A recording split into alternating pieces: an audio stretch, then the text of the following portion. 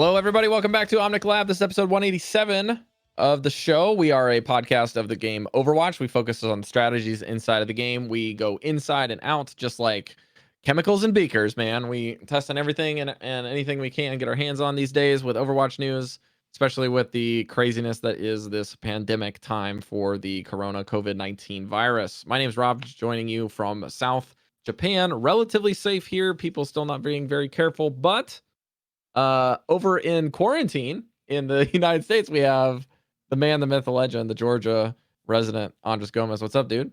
What's up? What's up? Yeah, the quarantine life is definitely getting to me. I've been spending a lot of time at home. I think my cat is definitely over me at this point. He's like, dude, I need my own personal space. Why are you here so much? Normally you leave during the day. Um, but that being said, I think overall we've been doing pretty good. We've been fortunate to be able to work from home, and life for us hasn't drastically changed too much, aside from having to stay indoors. So we're thankful for that. We hope that you guys are doing the same, and we hope with the podcast we can at least keep you some company. I know that online friends have been a huge help for me, even though my hair is starting to look like a caveman. Well, this week, folks, we're going to be talking all about hero pools and ranked, and kind of as a look back and an overview, because we just got the last one dropping within the last couple, like 2 days of what we're going to be getting for this final week. And we're excited to kind of break down what's going on there. And then we're going to give you a brief thing on the game night, how it went, what the next one is. And we're also going to talk through some of the PTR quick bug fixes and updates to Echo that we got this week. And we'll probably wrap it up with talking about some more things with just in general coaching sessions or things that we're kind of looking forward to in the next season, and maybe like what could be next for Overwatch moving forward. But let's start with the game night stuff, because we just had ours finished in the last 2 days. Really crazy. We had long lobbies times for 2 lobbies for one of the. We didn't break out to a third lobby, I don't think, at any point, but we were pretty close. And both lobbies are pretty full most of the evening, which is very not common. Usually it's like one lobby for a long time until it fills, and then kind of break off into 2 for a bit and then come back to 1. But that was nice. Andres, how was your experience? Yeah, it was a fun game night. I think a lot of people were looking for a little break or a little entertainment. So we had a big turnout. People stayed for a really long time. It was really enjoyable. For the most part, we divided into 2 lobbies. We try to keep it a little bit SR based. So the people who were Grandmaster, Masters, Diamond, all of them went to one lobby, and everyone else kind of stayed in the other one. Although we did have some people that wanted a challenge and would go down to the other lobby to sort of try it out. And some people would stay there for a few games. Some people actually stayed for a while. Some others be like, okay, yeah, this is a little bit out of my league. I'm going to go back to the other lobby. But overall, really fun. I mostly stayed in the higher lobby. I was just flexing around. We needed some more people for that lobby, so I stayed with them. I ended up being the Reinhardt of the night, because I guess a lot of the people in that lobby were just DPS players or really badass supports. We had a couple tanks, but not a lot of main tanks. So I ended up being the punching bag, the Reinhardt. I had some good plays though, so I really enjoyed myself playing Ryan and trying out something new. I know we had some comments about trying to balance the games and trying to make it a little bit more fair. We are definitely open to suggestions into how we're doing that. With game nights, we do have a couple of limitations. One, we don't have a huge pool of people to pick from, and it's very mixed. We definitely don't have enough people to just make like an all bronze and silver lobby or like an all grandmaster lobby. So we do have to have some overlap. And we also try to keep it going at a reasonable pace, right? With game night, we have a lot of people, and the person who's organizing the lobby usually is faced with the fact that they do have to kind of keep it going, right, in between games. Right. And the more rules that we add, the more that they have to do research, the more that we have to look at SRs and sort of balance it, the clunkier and the slower it gets. So we are looking for suggestions to sort of make that a more straightforward system to keep the games balanced. So far, we use a captain system. So we choose different captains for every game. And, that has its drawbacks. And maybe we can talk about it for just a second over here, just to open this discussion to everyone who comes to game nights. Yeah. With the captain system, one thing that it's really cool is that you keep the teams very dynamic, right? There's some pros that if it's a captain that knows the crowd, because some of you guys have been coming to game nights for almost over a year now, or even more than that. So some of you guys know the community pretty well, and there's some familiar faces, so everyone kind of knows each other.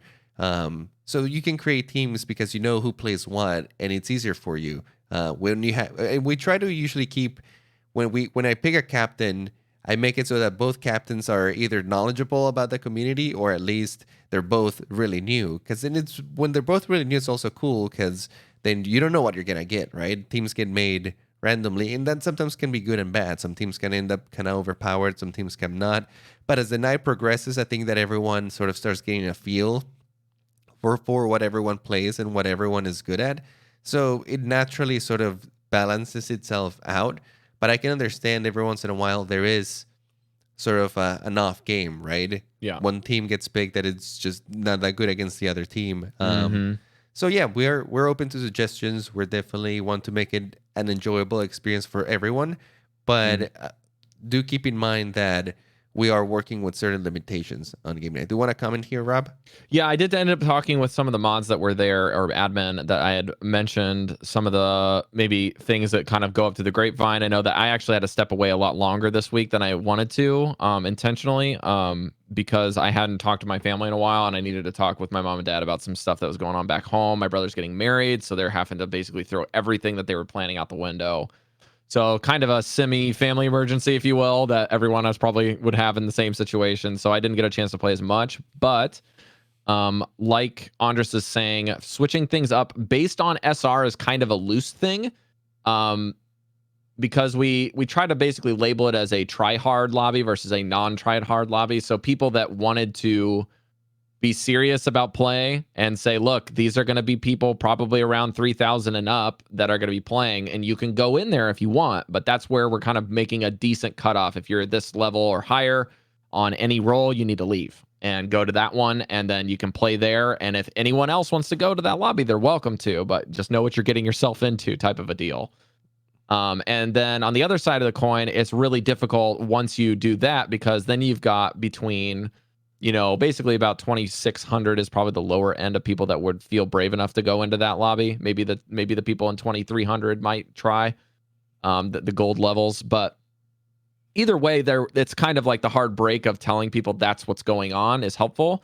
But on the reverse side, we had some back end issues of people that were not leaving, that were in the 2,700 in one role, and then like 3,500, 3,300 in other roles playing on their off role. They're still end up dominating because we've got people in bronze and silver and gold in that lower lobby. So I think, Andres, we can maybe talk with you guys in the little future, because we do get a lot of new people that don't really understand the system. And then on top of that, once we've done the split, people still are dropping in and dropping out. So it's really difficult to kind of maintain that match to match. And I think that's something that we can label it a little easier, right? So it's easier for people to find them. But we also want to think about this. There's a big gap between a silver player and a platinum player. Right. There's also a big gap between a platinum player and a masters player. Correct. And believe it or not, there's also a significant gap between a master player and a grandmaster top 500 player. So when we split the lobbies, right? It's easy to just split like, okay, diamond and above go to one lobby, platinum and below go to another lobby. And like you said, the platinum levels sometimes are a little braver. They want to dabble into like the higher ranks, so they'll go. But like some others are like, no, that's too much for me. I'm gonna stay in the lower lobby. But we don't have enough to split just like gold and diamond or gold and platinum into one lobby and everyone else. So if we had more people and more of a pool to do that, we would definitely try it out. So we definitely have to see like how it's best to balance that out, and that's where we want suggestions from you guys, right? Because at the end of the day, we don't want to make it like you have to do this in game night, because that's correct. One of the big appeals of game night is that is a little bit more freeform, right? You get there, you're just meeting people. We don't want to. We don't want you to come in and us immediately label you, like look at your profile, like, oh, you're a platinum player, you have to go here and you have to play in this lobby, right? At the end of the day, it's all about meeting new friends and playing around with people that you would never get to play otherwise, right? In a more personal setting. So yeah, I think we're rambling on here, but we just wanted to bring these Yeah. thoughts to you guys because we are listening and we enjoy game nights Right. so much. We've been doing it for almost 2 years now, and it's going as strong as ever. So Yeah. we definitely want to The keep fact that making we it have these a good problems means experience. that there's an interest there. So it's a good Yeah, problem to have, but we're trying to make it so that everyone's happy. And at the end of the day, we're limited with who shows up. So once we get to that point, we're just trying to work with what we got. There's other things that are going in there, like choosing roles is something that somebody came up with. But we're gonna stick with what we got. If you have questions on that, we'll do more detailed stuff off air. You can also talk to our admins. I'll be informing them a little bit of some other stuff, and I will be able to continue to talk offline, which is great for this sort of thing. That's stuff that you not really fun to listen to per se, but kind of just maybe interesting and not really overwatchy. That being said, the next one will be on the 30. The next month will be on the 24th of April. So please mark your calendars down. Last Friday of the month, pretty much in general, always going to be then. We also have a kind of a fun thing with this. I got message from one of our diamond patrons, Cypher, that would like to try to do a bi-weekly off normal thing this month. If you want to try it out, she said that she loves the game nights and sometimes can't always make them. So she's going to do the middle Friday of the month this coming time to do an impromptu one on April the 10th as the second Friday of the month. If you want to show up to that, you can contact Cypher in our Discord, and she will be trying to put that together. I'll also be working with some mods and admin that maybe want to join up and see if they can get something together, maybe something more fun, less competitive. You can maybe do deathmatch or do some fun things in the arcade. But she's going to try that out, and if you have any questions, you can shoot a message to me. If you forget who it is, that's fine. Patreon coaching. Let's talk about coaching. So this month has been great, and I wanted to talk about coaching. Just a kind of a side note here, because one of my coaching sessions was with a gentleman by the name of Tonka Truck in Europe, specifically in England, and I wanted to give him a shout out this week because we're working through some major things, and he's like, I wanted to practice this, and then I got banned out of it for the next week, and then the following week they did these bans, and I can't really do much with that because my character's getting countered, so it's really hard for me to practice in ranked. And then on the flip side of that, I found out in the end that he is in the trenches for COVID-19, literally going to work every day as a doctor, helping people get over the virus. And big props to him. Big shout out to him. Thank you so much for all that you do in the doctor field. And anyone else out there that I don't know that is just listening, we really appreciate all the work you do in the nursing and the health field as well. Absolutely. Essential services and the people who are doing them right now are, to be commended for. We need them more than ever, and they need us too. So the more that we can recognize the effort that they put in, the better. Yes, absolutely. And as well, we ended up spending one of our coaching sessions doing tech chasing for one of my coaching sessions with Cypher this week. She's in Hawaii with family during the COVID-19 thing and couldn't get back home because of the lockdowns. So she's working through a friend's computer or her brother's computer and moving it around, and ended up plugging in something in the wrong port and stuff was overheating. And so we spent like about an hour trying to figure out and troubleshoot what was going on, ended up fixing it and helping out best we could. So big thanks to Yanthrax and Loki Vandis for helping me out as the mods and the tech gurus of the channel. I pulled in my my AMD guy is Loki, and then I pulled in my NVIDIA guy, which is Yan, and you pull in the big guns for this. Yeah. I pulled in some big guns and some favors, and we got it to work. But yeah, she's like, by the end of the hour, she's like, I don't want to do coaching. I'm done. And I was like, that's fine if that's how you want to do this, because you get your coaching session a month. She's like, I'm just glad I can play now. So getting some things working, and that's not just an Overwatch issue. That's something for everything, because like if your computer's overheating, you're donezo.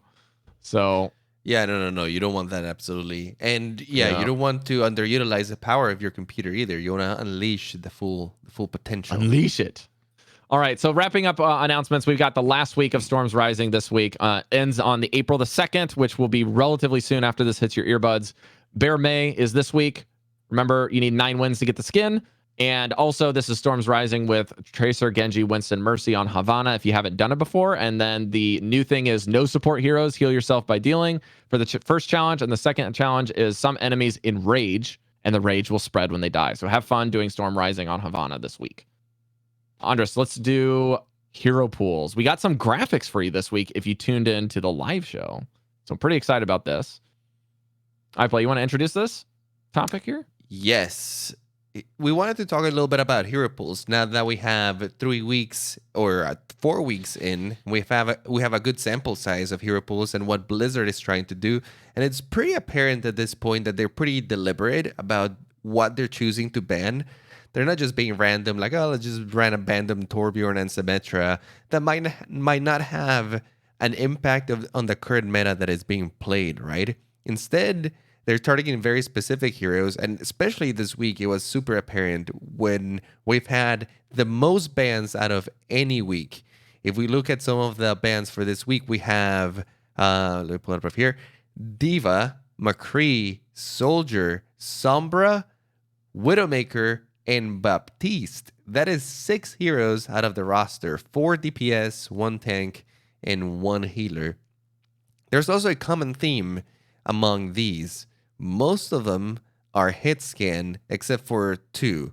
Well, Sombra still hit scan, but most of them are sort of like the heroes that can one-shot you or can burst you down really quick with really accurate aim.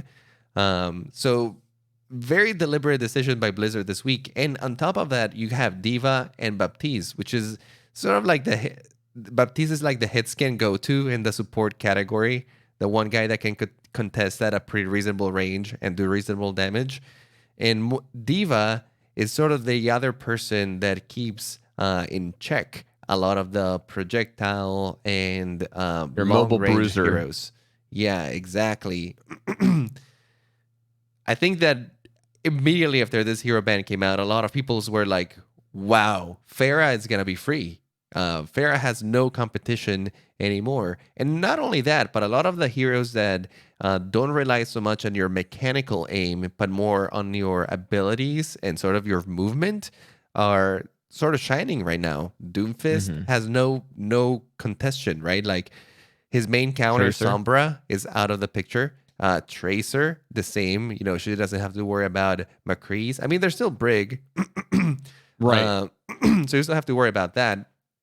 But same with Junkrat, for example. There's not a direct threat to Junkrat like it used to be before. One of the easiest ways to kill Junkrats is, for example, with McCree. He's super squishy.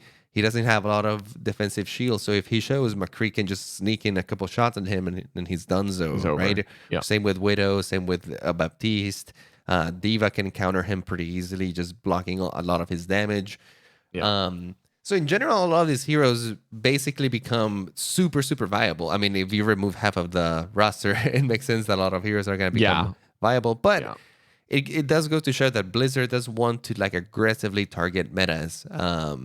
Let's talk a little bit about this week's, and then we can look retroactively. I'd like to definitely park a bit more on that Pharah thing, because even though that is what people's immediate thing was, and we're trying to like tone it down and level the curve, if you will, of just like normalcy, is like there's a lot of other really good heroes you can play. Pharah Mercy is pretty oppressive once you start trickling down a bit more through the ranks, because it's already an issue.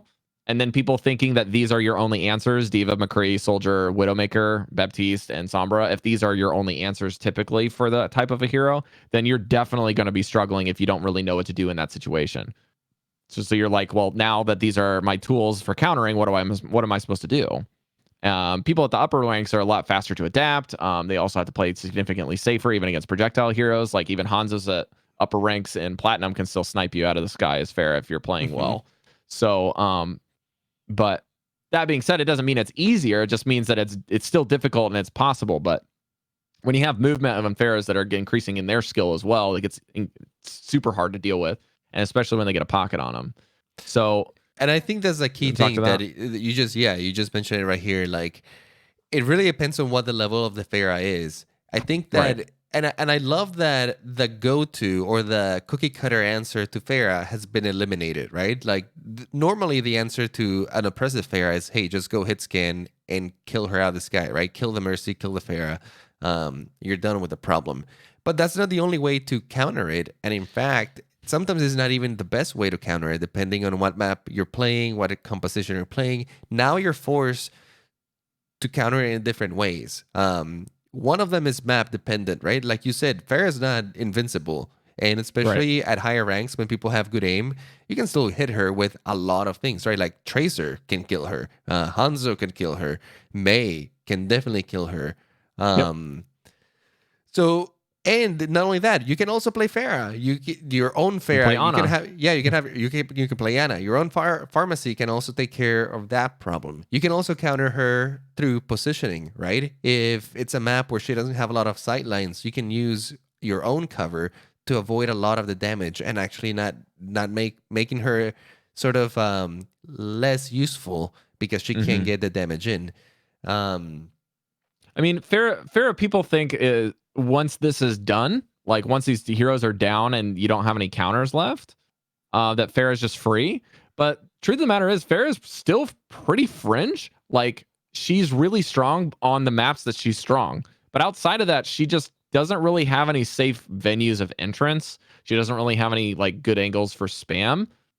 In fact, some of the maps like Eichenwald point 3 on defense and on offense, Junkrat's probably superior just because you can do things safer without having to have a direct sight line. You can bounce the stuff off.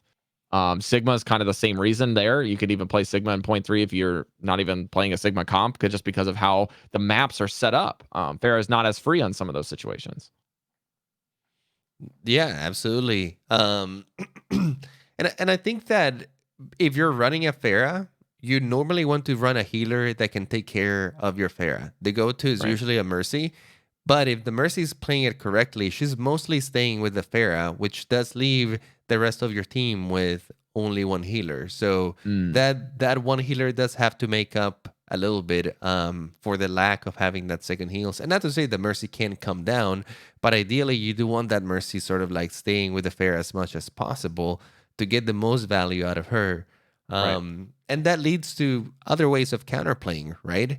If you notice that is happening and you don't want to run your own Pharah, you have to realize, depending the angle that you take, you could take a 6 versus 4, right? If the Pharah can't see Hmm. you and you can engage the rest of the enemy, you're gonna have an advantage there. Can you capitalize on the front line, right? Can you kill her tanks before she can kill your back line, and then she can't contest anyway, right? So there's a lot of ways to think about how to counter that pharmacy. There's also Ash, and Ash you can also run with a Mercy. I think that some people are not the biggest fans of Ash. Some people are. I think that in the right hands, she can be quite powerful. Her ultimate still, I think, sort of a toss up, especially with so many Annas out there and the sleep dart not being, nerfed. She still sleeps your Bob. So I think she still has some drawbacks as well. I think that heroes that are still really powerful right now are Hanzo and Doomfist. Those two have In the very DPS little category, yeah. counters. Yeah, in the DPS category, those two Yeah. have very little counters. So Farah running loose, I think that she's a good hero, especially on the right maps. But definitely, I think that as the week evolves, we've seen some other comps that work really, really well. Andres, have you seen, like, let's, if shifting gears a bit for this week, have you seen way more Zarya than normal based off of this because of the presence of Pharah? Or have you seen more like Orisa and Double Barrier with Sigma? Or Reinhardt and Sigma, or Reinhardt and Rissa, that type of thing? Personally, I've seen more Ryan Zarya. I think Ryan Zarya, Okay. it's right now, it's quite powerful. I haven't seen as much Orisa Sigma, but I think in the right hands, you can still definitely get away with the Orisa Mm. Sigma Hmm. composition. Although that normally that counters is a lot of the hit skin heroes, right? Like the heroes Yeah. that just want to shoot at you, but you're just putting shields sort of in front of them. Hmm. Um, when you have Pharahs and Doomfists sort of like just They're running all just, over the yeah, I place, don't the care double shield anymore. is not, yeah, it's not as effective, I feel. Right. I definitely agree. Like, I think that the Doomfist, I didn't get a chance to play a whole lot this week. I was doing a lot of other things, like, I don't know, Animal Crossing. I was like not playing a competitive game for a change, just relaxing with some family. It's been great, but it's not been Overwatch. And playing competitive by myself has not been the greatest. So I've been trying to get in with the ranked games with Andres when I can, and the friends that we got on the weekends, but sometimes it just doesn't pan out when Overwatch League is going on now that they did 16,000 games in one weekend and we Oh, have there's so game night. many. So it was pretty nutty. But that being said, I still think that at the end of the day, the whole point of this particular week, I think, has been the key of having us go with the look back, right? Us talking about this one week in an isolated incident doesn't really mean that we can say that this is like the target, right? Because Blizzard has done completely different targets each week so that you have 100% not just missing heroes in the meta and like the next best thing. You've got a completely different shift in what you can even expect as what the norm is. The norms are still not even fanned out. Like, we're just basically spitballing still. There's nothing that still really have much time to lock in stone after a week. People aren't able to perfect something because it's so quick.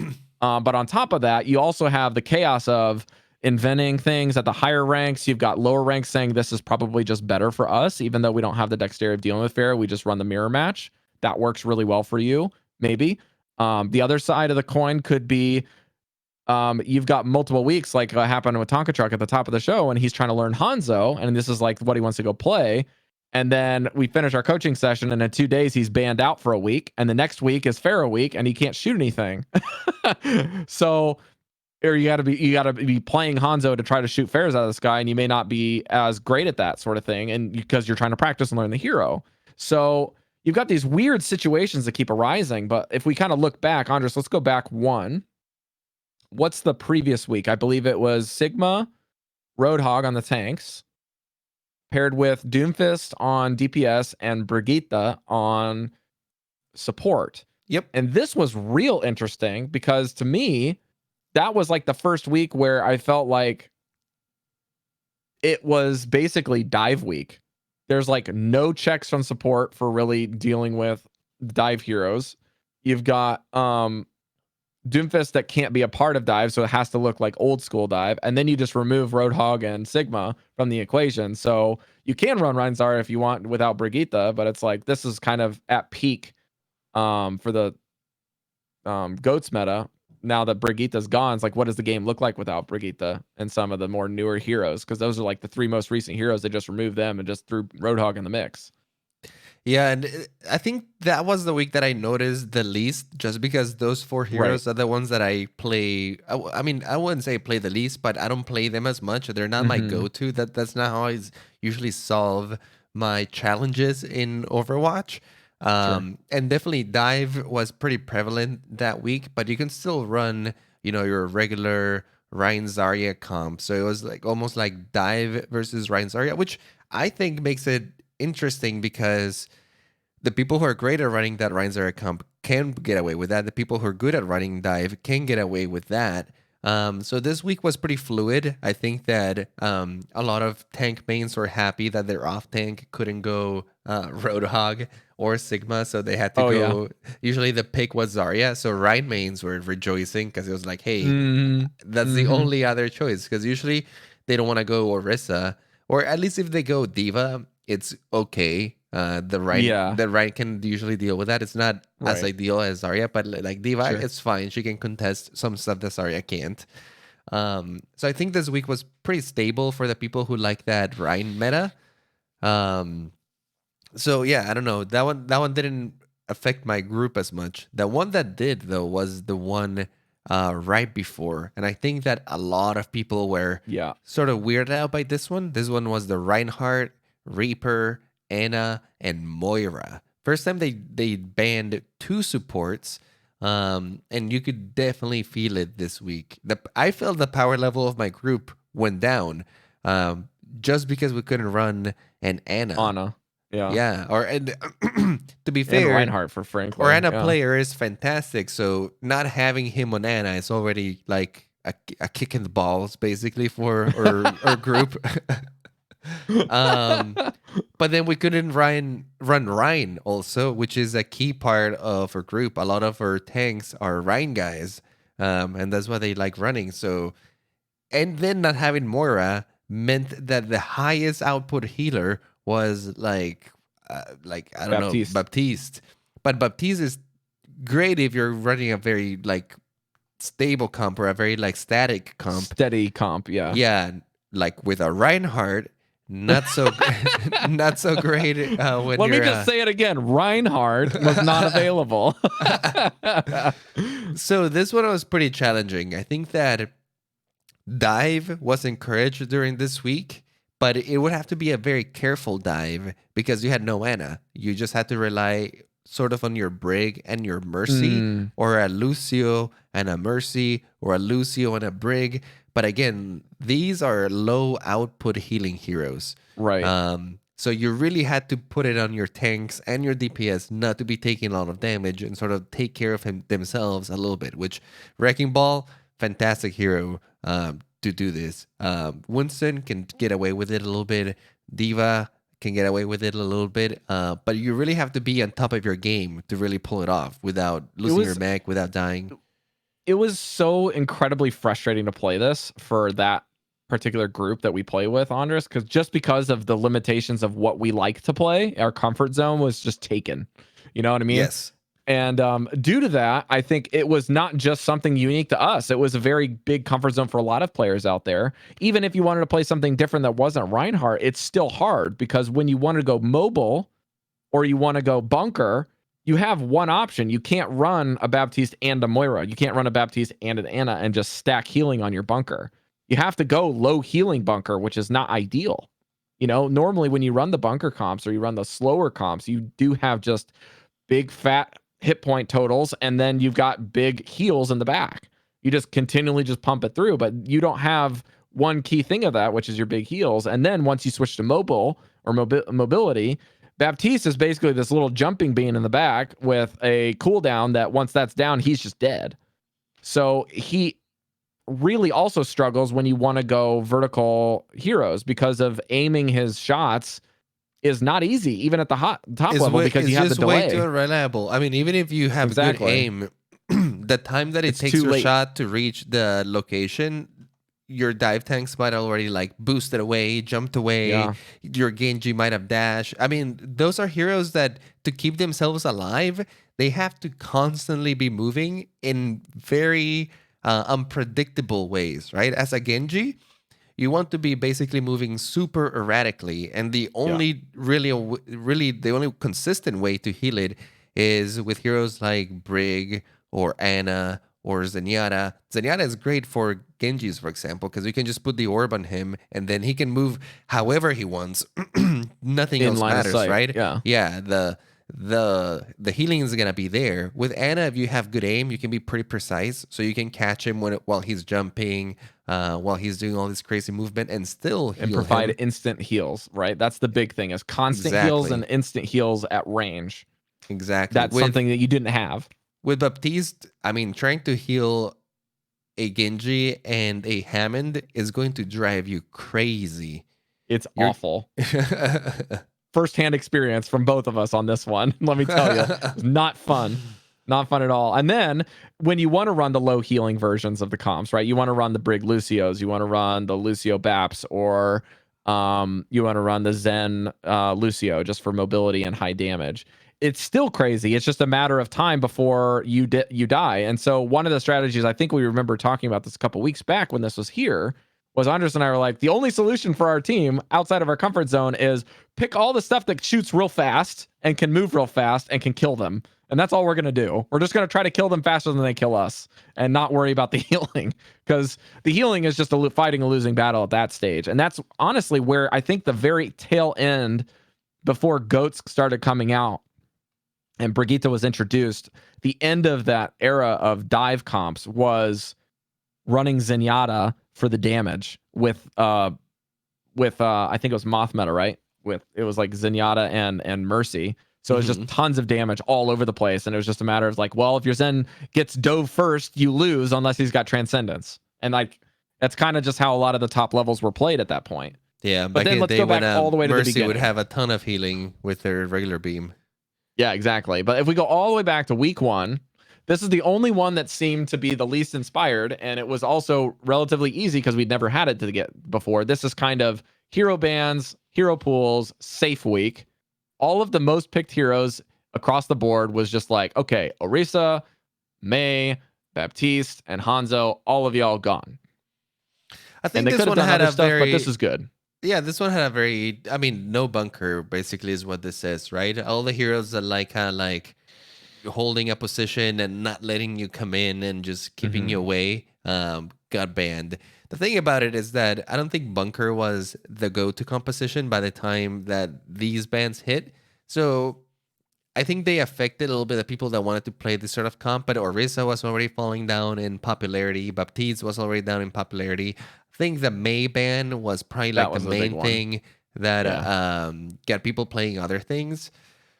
Hanzo is such a steady good hero. I mean, he's very versatile and he's good in so many different compositions. Like you can really get away with running him in a lot of different things. And he's just a solid hero to have in general. So banning him, I think, will always have some repercussions. And not banning him also has some repercussions because he's so versatile in that sense. He's not the He's most. just a really popular hero across all ranks too. Like just in general, a lot of people play Hanzo. Like he's Yeah. especially after they nerfed him, they were still playing him. Like he's still strong. I mean, the fact that he can So put out very consistent damage and a very significant amount of it, the fact that he can one-shot kill if you get a headshot while yeah. you're providing that damage, and the fact that he has Sonic Arrow, which allows you to see where the enemy is, allows you to detect flanks. It gives so much useful information to your team, especially if you're consistently using it in the right places.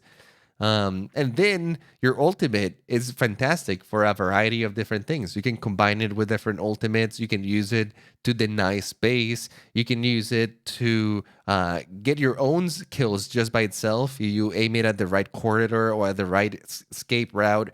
You can separate teams with it. I mean, the uses for Hans's ultimate are actually pretty wide. So in general, he just fits into a lot of different places. Mm-hmm. I think at the end of this, we probably want to step back now that we've looked at each of these at least a little, and some of them a little bit longer, and just think about this is the point where we're going to come to break point at the end of this week or the end of the last hero pool week when season 22 rolls around. Regardless of the lockdowns potentially delaying it more of the COVID-19 stuff and maybe the limitations within the offices at Blizzard Entertainment and the Overwatch offices at large, is this something that we want permanently in the game? Right? Is this something that we as a community think is something that could change Overwatch forever? Absolutely. I don't think that's in the question, but it's a matter of, is this the new norm that we're okay with? Or is this something that we want to just keep to a certain aspect of the ladder? I know that's something that's been tossed around. Like once you get to a certain point where you get to playing all the time or you get to a certain rank, then you have to start messing with the hero pools. Is this going to be a pro circuit thing only when you play in tier 3, tier 2, tier 1 Overwatch? Where's the cutoff point in that?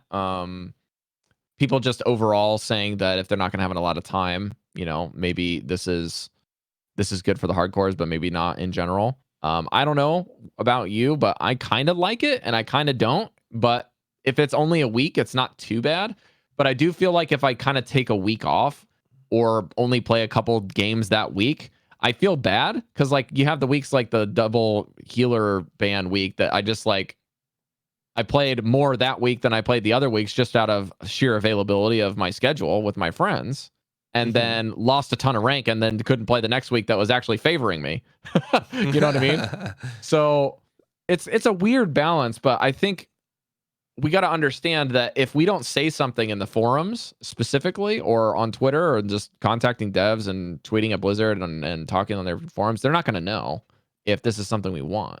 Right. And honestly, it's an open discussion. I think that so far, I haven't disliked them. And that's big, right? Like, I haven't been like, oh, these hero This bands is are terrible. Yeah. terrible. We should definitely get rid of them. I think that they've definitely promoted some creativity. They've been interesting. I think it's been kind of exciting when they come out. It's like, oh, this hero's banned this week. Oh, interesting. And then like going to the game and realizing, oh yeah, that's right, this hero's banned.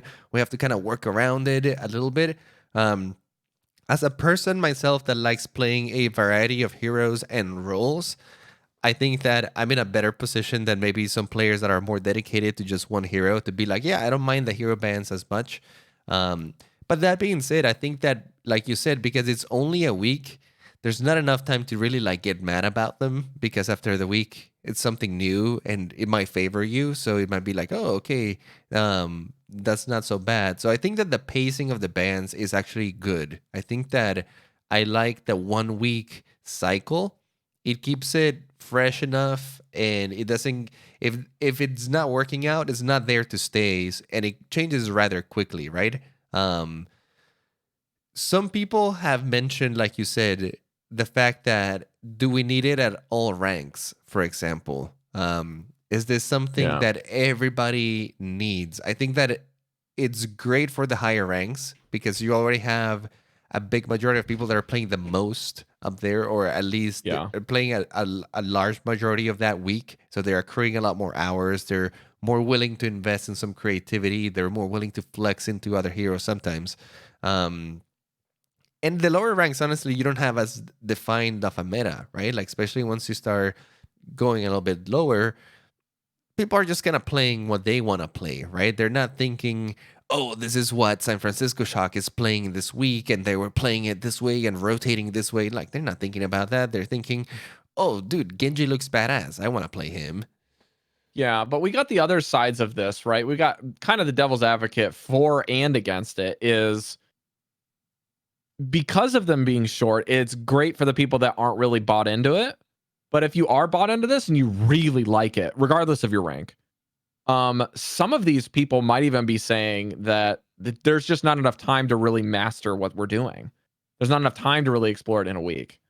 Or maybe you're like I said but earlier, maybe you're just like I have work this week and I've got a business trip, or I've got exams this week if you're in college, or I've got exams to grade if you're a teacher. You know what I mean? Like I'm just putting these in my shoes because this is like how my context is right now, but there's any number of reasons why you wouldn't be able to make a week or even two. And there's even some people out there that maybe got locked out of their home computer for a month because of the virus and they can't even experience it at all. Like there's no way for us to know. But that being said, I think that there is some realm of this because I know a lot of the common threads of the Korean players in the top levels that have always said, I kind of wish that this would keep, like they would stop balancing just for a little bit longer because we're starting to, like, after this stagnant period kind of hits a certain point, just like most things that stagnate, there's just a little tinge of change, and then people are like, wait, this is the key to unlock the door to crazy openings to counters, or to figuring out how to play this. It's not just about playing what's good. They've kind of broken open the meta, if you will. That's the one big concern that exists, and there's Yeah. not a lot of time for development and mastery here.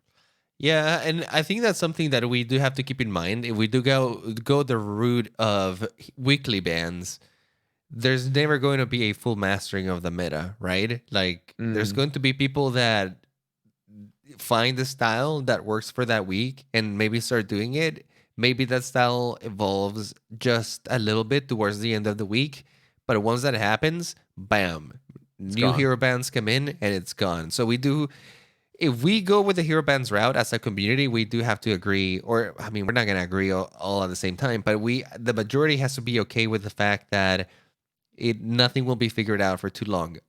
That being said, we do have a finite amount of heroes, and there's just so many heroes that you can ban to create different metas, right? We're talking about this in the beginning of the show, but if Symmetra and Torb are not getting played, I mean, they get played every once in a while for some maps for very specific purposes. But let's say those two get banned. In general, the meta wouldn't change that much, right? Most of the heroes that are being played right now will continue to get played. The main styles of Overwatch will be almost untouched, right? Like Symmetra and Torb only kind of add a different flavor to some of those styles, or enable some of those styles to like do different plays, but they're not like core parts of it, right? Like sometimes May is, or sometimes heroes like Reinhardt might be, right? Or Anna. When you ban those heroes, you do make some drastic changes. After we've been playing hero bans for 2 or 3 months, like how many more combinations of bans can we come up with that will make the meta interesting, right? I think at some point Blizzard will have to repeat some of these bans. Well, there's another thing that has been coming up a lot in consistent things about the buzz of this. Is the first thing is that the bans are different from pro circuit play than what we get during the season, right? So for example, when Overwatch League is playing, they have their own setup and their own system of like the random number generator that they do. That is a bit absurd in my opinion, but again, that's kind of a side note. But like the way that they choose bans for the Overwatch League is kind of pick rates, throw them in a can, spin it around, pick a note, and hopefully you get the heroes that are banned that week. And there's a set system: 1 tank, 2 DPS, 1 healer. And so one of the things that I don't like about the bans is it doesn't allow players in the general public that do follow the pro circuit an ability to mimic it. That's one big thing that I know is a common thread, regardless of your rank. If you like pro Overwatch, or you like the pro version and the pro league, you want to probably play your games with your friends the closest that you can get if everyone's bought in. They want to play the same thing. They want to copy the pros, right? That's what they want to do. And right now in this current setup, we can't do that. So there is a little bit to be desired in that category, but there's also the other side of the coin where these are people that literally don't even know that Overwatch League exists, or they don't care that it exists because they don't follow esports or care to follow esports as a casual or a competitive game for them. And we've talked to numerous players at all ranks that don't care about Overwatch League, that play the game a lot.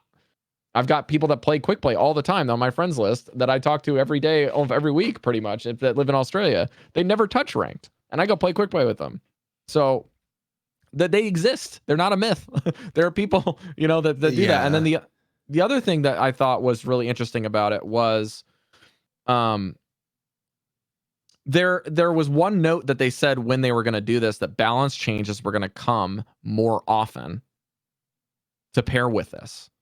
And while I think that they have remained consistent with that as being more often than prior, it still didn't feel like the heroes that get banned in Overwatch League or the heroes that get banned in ours are the ones that are getting adjusted for the next week. That's not how it's been panned out. And that was one possible outcome that we had theorized about initially. So I don't know what they're going to do after this hero bans. Maybe they have a month of hero bans or hero pools, and then the next month is open and they do balance changes. And then the next month, maybe they do every other month of hero pools. That could be also an interesting tactic. Maybe. I think this is giving them a lot of data to be able to make some of those changes, because we have seen pretty aggressive changes. Aggressive in the sense that they're coming out pretty fast. We've seen Divas boosters get toned down and 2 weeks later get like toned back up. So and it's happening with several heroes as well. I think that every couple of weeks we have been getting some new changes. Every new competitive season in Overwatch since December has had some significant changes going into it. So they have gotten pretty fast with the way that they're shipping these. And I do think that the hero pools are giving them some data or some insight into like, okay, if we ban this segment of the hero population and people can only play this, is this enjoyable for them, right? Do we find more people playing this? Do we see good responses in social media, in, influencer channels, etc.? Or if we're banning these heroes, are we seeing a negative response, right? So at least they can gauge it. Because, for example, this week, it's kind of bold, right? They're taking away a lot of the hit skin heroes, which is a key part of first-person shooters, right? And we've had Overwatch oscillate between very first-person shooter-centric to more ability-centric, right? More into like the MOBA territory when we're like, for example, in the GOATS region. And I think that at this point we have two camps, right? I've heard people like, oh, we need heroes that have more mechanical skill and require more of aim from the player. But I've also seen people say we need less of that, right? Like, why can Widowmaker one-shot kill you? Should she be able to do that? Should she be reworked into a hero that doesn't rely on just sniping you and killing you into one shot in the head, to a more ability-centric hero that can maybe still act as a sniper, but something more akin to Ana, for example? And she doesn't have to hit like as weak as Ana does, but Ana relies more on the usage of her abilities, and the aim is just complementary, right? If you have better aim, then you get better use of her abilities, but she's not gonna one-shot kill anyone in the game. So I don't know. I think that at least the hero bans is like a little experiment where you can see like, okay, what metas work best, right? Like, do we go more first person shooter centric? Do we go more dive centric? Do we go more into the ability based kind of like game in Overwatch? And I don't know. I think that if we keep him up for a while, at least in a significant portion of the population, it's going to influence how we play Overwatch. I think it's gonna promote playing more diverse heroes. People are gonna have to get used to it. Okay, I have to be able to be good at least at a couple of different things, right? At least at a couple of different styles, just in case this week this thing gets banned and I can't play it, right? Let me spin one thing at you. As you're talking, this kind of came up because we were talking about balance changes, right? So if they're updating balance changes every month, and then we get hero pools every month, how is that going to help them on the back end balance for both professional play and for us? Because if they are balancing the game based off of the professional play, and then they throw us a completely different curveball of what the game's like, we have a totally different game we're playing at that stage. And then on top of that, if they're gonna do that, and maybe let's say we go back to my previous theory that they maybe do hero pools every other month just for fun, or every 3 months, or every season once a month. I don't know. For like every 3 or 4 months, they'll just throw 1 month of hero pools at us. But if that's the case, and they rebalance the game right after the hero pools for the following month, does that mean they want to rebalance right before hero pools or not? Because when you get to that point, you might as well just wait until hero pools are over, because it's going to be different whether you rebalance the game or not at that point, with abilities and changes and all that. And this gives them, on the other side of the time, like, this gives Blizzard a great tool for not balancing the game and being a little slow to adjust on some things, which is kind of odd and somewhat, how would you say, like, against their main purpose of it? Yeah, like contradiction.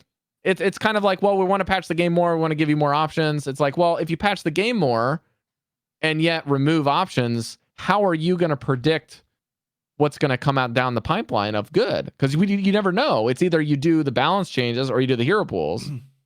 And I know other games are doing this, but yeah, I think it's one of those things. It's definitely a new balancing philosophy, right? Where rather than making small adjustments over a long period of time to try to come up with a very stable meta where at least most of the heroes get some playtime, get some time in the sun. And I think that was an approach for a very long time, right? Like, we want to try to make as many heroes playable, with the known fact that none of them will be always equally playable, right? As long as heroes are different, there's gonna be ones that get more play than others, but we want all of them to get at least a little bit of playtime, right? And with that philosophy, we got reworks, for example, of several heroes to be able to make him fit into a more of a meta or more of a useful approach. But with this approach, I think is like what you said. It's more based on never letting it settle. And because you never let it settle, glaring balance mistakes are not as noticeable, right? People have less time to sort of exploit this sort of thing, because 1 week they might not even have access to it, right? And because you keep like with Overwatch League, theirs is different, right? Because again, we're saying that like theirs is different because the meta is what's being played, right? What is the highest percentage of being played? And sometimes there's a curveball, right? Like, you actually get the top pick that gets removed. And to play devil's advocate here, not saying I agree or disagree, because I do think that the closer we can get to Overwatch League, the better. But yes, the meta is what is being played, and that might exactly be why they're banning differently for Overwatch League and for the general population, right? Because what's meta for Overwatch League doesn't mean it's meta for the majority Correct. of Overwatch players. I mean, one team might be getting away with Genji and destroying everyone with Genji. But the fact is that the reason why he's destroying everyone with Genji is because he has badass support in the back. His Zarya is putting bubbles on him in key points. His Zenyatta is keeping his orb on him basically like 98% of the time. They're playing on land. So it's like so many different factors, right? That they're named Hacksaw. Exactly. That when you go into like the general population and a badass Genji tries to do that, it doesn't work out the same way because he realizes, oh, I don't have the same support. I'm actually getting wrecked every time I try to do this thing. So I don't know. I think it's different balancing, and it's unfortunate that it is different.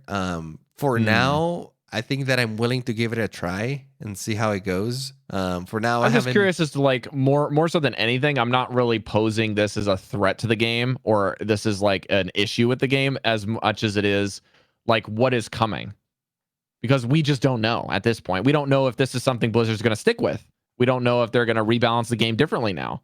All we know is what we got recently with some of the changes for Tracer and Echo, and then some of the stuff that they were ironing out on the back end with May's changes, I think, and then they adjusted some of the tanks of it here and there. So they did do some things there, and I'm not saying that they're not going to in the future. I just mean that like, how are they reasonably going to do this? But on the reverse side, again, to play devil's advocate like Andres was doing, the balance changes that we got before had been like month to month or every 2 months or every however long. And it took them multiple times of changes, what we talked with perceived meta, perceived strength, and then slightly toning them down, where we have things like goats, or we have stuff like moth meta with Mercy and Zen, or we had Dive just taking over. And that took months and months of slow iterations and dropping scores. And even if they were crazy in dropping the scores, people are still just going to play with what they're comfortable until it just gets smashed over and over and over again, right? So with this change, I do like a lot of it at the end of the day. But again, devil's advocate for this thing over the just balancing and slow things and kind of going back and forth is with the 2-2-2 setup, you're limiting yourselves in some things, and then you can kind of change that limitation, like when you can restrict the deviations. And I do think that the coolest thing so far has been the difference between Overwatch League. Because like there's some weeks it's like, okay, guys, 4 bans, here you go. 2 in this category, 1 in this category, 1 in this category. It's like, oh, sorry, this is no support week. Have fun. Or this is like 5 DPS. They're all gone. You know, it's really interesting. And in Overwatch League, you have seen some of the repercussions. I think that the teams that have adapted faster definitely are seeing a return. And you're seeing some upsets too. Last night, we got to see Gladiators actually beat San Francisco Shock. And to be fair, I think San Francisco was trying out some new lineup stuff, maybe because of the bans, but it didn't work out for them. And then they tried to revert to go to their regular lineup, and it was too late. The Gladiators had the advantage, and I think they were playing the meta quite well. And more importantly than that, a lot of the matchups were not mirror matches. In fact, both teams have completely different ideas of what the meta should be. And one team was playing toward their strengths and the other one was playing to their strengths. And several matchups, you had like an Orisa and a Sigma versus like a Ball and a Winston or a Diva. I can't remember what it was, but it was definitely completely different approaches, which when it was a more static meta, you wouldn't get as much. All of the teams would finally settle on what they thought was the highest power level and would only make small adjustments to give a little bit different flavor, but the baseline was always the same. Yeah, these comfort levels and strength of individual players has been very highlighted as of recent. Yes, definitely, and it's putting a lot of pressure on those players to be on the ball. Like, okay, if my hero gets banned this week, where am I going to? Am I getting benched? And somebody else with another specialty is gonna get put on. Can that person handle it? It makes the benches look so much better. You know what I mean? Like teams are actually having to force themselves into having a deep roster again, which is great. This has never happened. So I think that for Overwatch League, I think it's having some good effects for the crowd. At least the players are probably like feeling a little bit more pressure right now to be able to perform and keep up with the meta. But for the spectator, at least, I think it's working out quite well. The only thing I would say, my only suggestion is I do think this shouldn't be for everyone in Overwatch. I do think there should be a rank cutoff. I think Masters might be a little bit too high. In my opinion, Diamond would be a good cutoff for starting to introduce bans, because that is usually when people have mastered a little bit more of the mechanics of their heroes and are starting to worry themselves more with team composition, learning comms and stuff. I think in Masters that's a little bit more developed, but I think it would be good to start introducing hero bans around Diamond, so as people climb out of Diamond, they're already kind of used Especially to since that they pace of removed the change. whole decay system, right? Because then it's not a little overpopulated with like extra accounts and whatnot, the people just dropping ranks.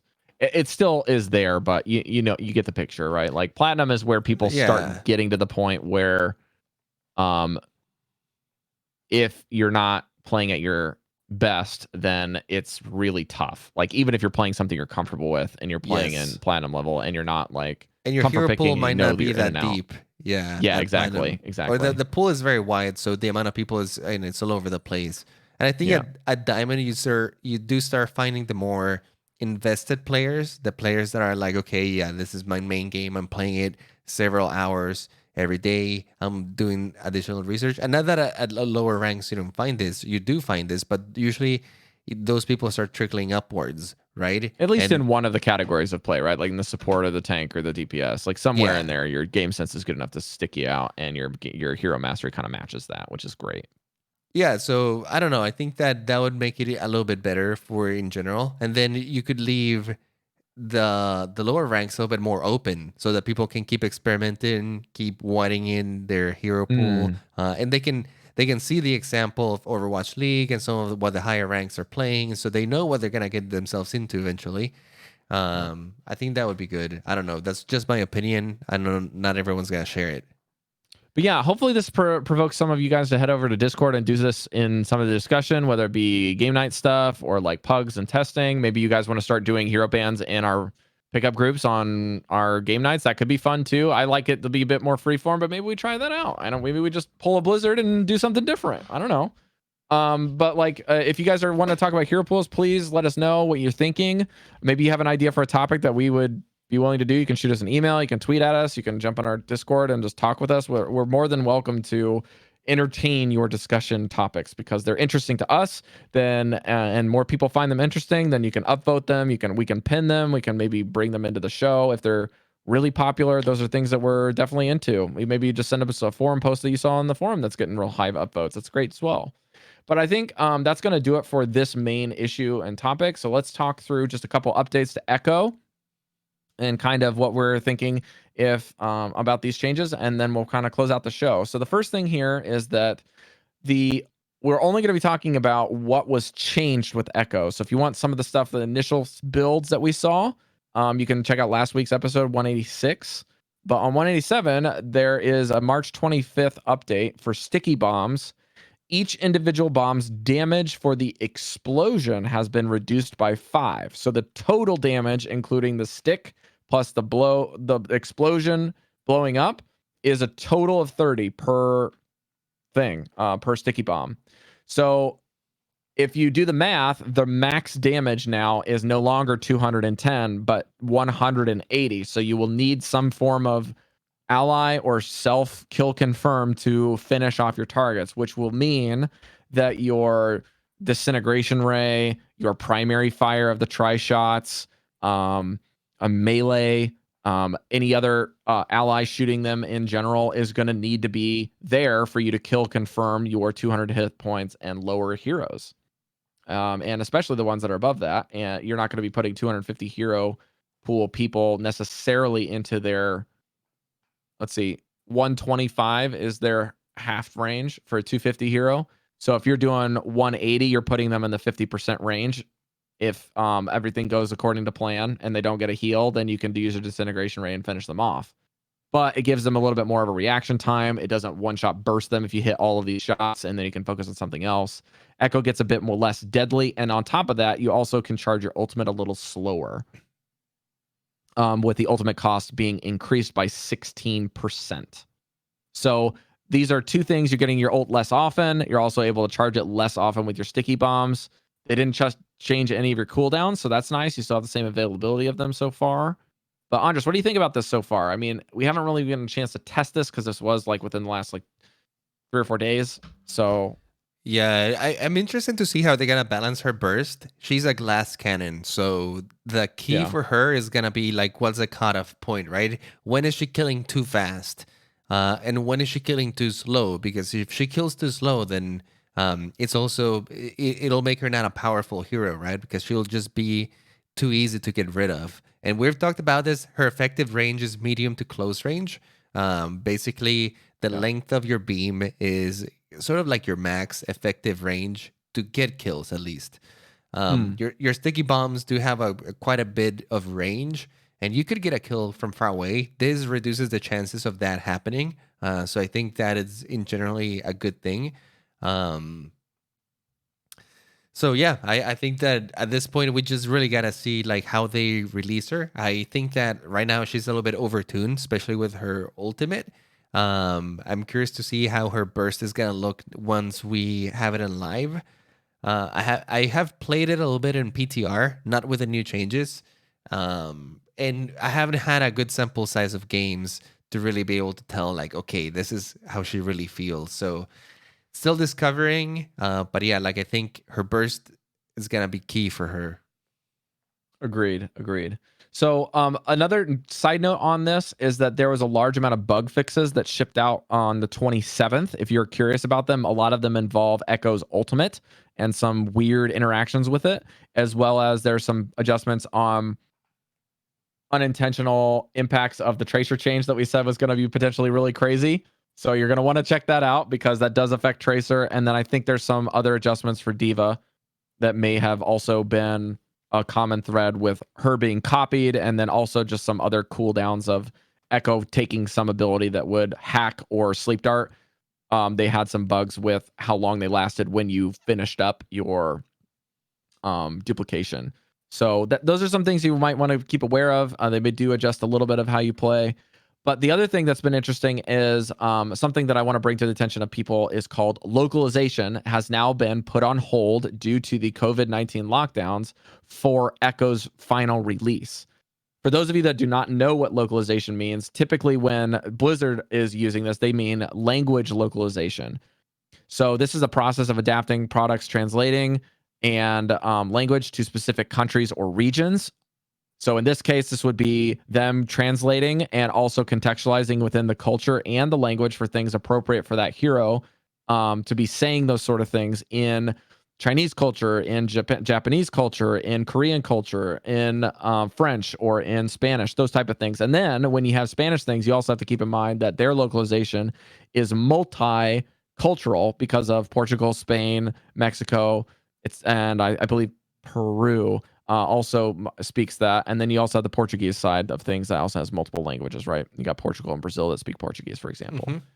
So you have to keep these things in mind with the cultural adaptation for the accounts and differences to make distinct markets and marketing. And this also will affect a lot of what they do for the global branding. You know, when you see the Mardi Gras thing for Ash, when that goes up, they have to make that splash art and graphics in all of the languages and match so that it's culturally acceptable and there's not anything awkward or strange or problematic for different cultures, as well as how it's labeled and what it's translated to. Sometimes those translated words just don't make sense or they're just strange. So that's something that they have to keep in mind with the graphics and the splash art. So their teams are real split right now because of the separation of all of the cultures with COVID-19 and splitting people up. Mm-hmm. Everything has to be online, so it's really, really difficult for Blizzard. So they asked for some patience with that. And if you click the link and you go look at this, or you try to search this on Google, there is an unbelievably cool graphic with Echo on it in the kind of matrix of getting downloads into her. So if you want a really cool graphic, highly recommend you go click this thing, and a little bit of piecemeal for the general public of people waiting for Echo. Anders, do you want to thank our sponsors of the show for us? Absolutely. Yeah, scroll down over here. As always, super thank you to our Diamond Sport sponsors, Cypher, Shasir, and Anagram. You guys are keeping the dream alive. Thank you so much. Shaz, always in the chat with super useful information. He just let us know that if we're just counting 222 configurations, there's 240 possible pairs. That's about 880 or 802,000 permutations of hero bands that we could do just with that. So it's a lot of combinations, but that's just keeping in mind all the ones that we can do, right? So maybe not all the ones that Perceived we're going to metas. see. Yeah. Not all the perceived metas we're going to get. So thank you so much for supporting the show. And also, thank you all for supporting our Patreon, signing up for coaching sessions. Those help out the show quite a bit as well. We love doing them, so keep those up. We really appreciate it. Also, if you guys want to support the show beyond listening and want another free way to help us out, iTunes reviews are great. We didn't get any this week. Again, just as an added reminder, we're not really able to get all of them from global means just yet. Right now, we're kind of in transition, try to find a new service. If you have new service recommendations, please let us know. We're trying to find something that's free, that doesn't cost us a lot of money. And then on top of that, if you do send us one and you're not from the United States or Canada, I believe, that we can check easily, just shoot us a link or take a picture of your iTunes review and we'll read it on the show for you. Would love to hear from you, and we thank you for listening. We've also got some nice tweets this week from some folks out there in the Twitterverse just thanking us for the show. And during the crazy time now, podcasts are great for downtime. So we hope that you're enjoying the service. Andres and I are international and still able to provide the service for you. So really appreciate anything that you can do there. And if you want to support us on our Patreon, if you can spare a couple bucks per episode, we would really appreciate it. If you get to $250 per episode, you can get a coaching. And if you got spare time, like I hear a lot of you do, then coaching sessions are pretty easy to schedule these days, I hear. So if you want one of those, you can call us up. Just as a added reminder, you can find anything and everything you're looking for about the show at omniclab.com, especially on the /links page. We really appreciate it if you check us out there. I think that's going to do it for episode 187. Reminder that game night will be next month on the 24th, last Friday as usual. You can find us at iPlayGames on Twitter, IPLAI Games on there, and Not Rob on for me. See you guys next week. Don't be a liar, be a scientist.